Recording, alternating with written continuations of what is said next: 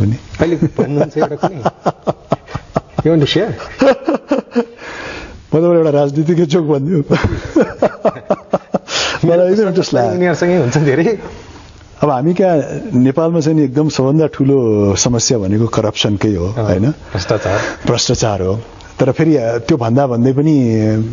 राजनीतिकमा चाहिँ नि थोर बहुत भ्रष्टाचार चाहिँ विश्वभरि नै हुन्छ हैन पावर यस्तो चीज हो कि इट करप्ट्स यु तर खालि कहाँ चाहिँ एकदमै बढी कहाँ चाहिँ अलिअलि भन्ने कुरा मात्रै हो अनि हाम्रो प्रधानमन्त्री चाहिँ नि एक दिन यस सिलसिलामा अमेरिका पुग्नु भएछ अमेरिका पुगिसकेपछि अनि त्यहाँको अमेरिकाको प्रेसिडेन्टले उहाँलाई रात्रि भोजको बेलामा आफ्नो पर्सनल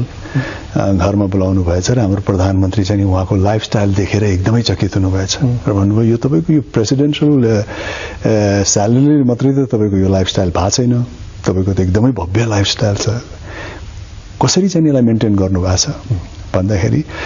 अमेरिकन राष्ट्रपतिले हाम्रो प्रधानमन्त्रीलाई झ्यालतिर बोलाएर यहाँ आउनुहोस् भनेर झ्याल खोल्यो र भन्यो त्यो परको भव्य पुल देख्नुभयो भने हाम्रो प्रधानमन्त्रीले यसो हेर्दा पर एकदम भव्य पुल थियो हो त्यो भव्य पुल बनाउँदाखेरि त्यसबाट मैले 0.51% कमिसन लिएको र त्यस्तै सामग्रीहरू बनाउँदाखेरि कहीँ 0.5 कहीँ 1% कमिसन लिन्छु अनि त्यही अनुसारले मेरो चल्छ समय बित्दै गएपछि फेरि युएस प्रेसिडेन्ट नेपाल आउनु भएछ नेपाल आउँदाखेरि अब एयरपोर्ट त्यस्तै हो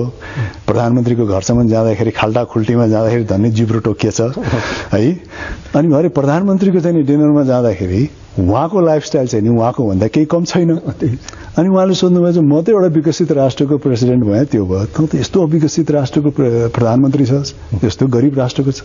तर तेरो जीवनशैली त मेरो भन्दा कम छैन कसरी मेन्टेन गर्छस् भन्दा उहाँले पनि उहाँलाई झ्यालमा बोलाउनु भएछ झ्यालमा बोलाएर त्यो परको पुल देख्नुभयो भनेछ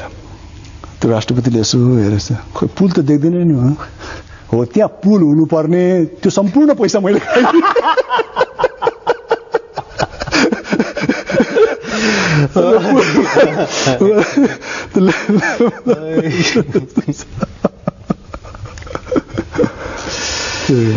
गजब सुनाउनु भयो तपाईँ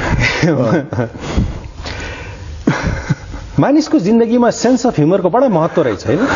महत्त्व राख्छ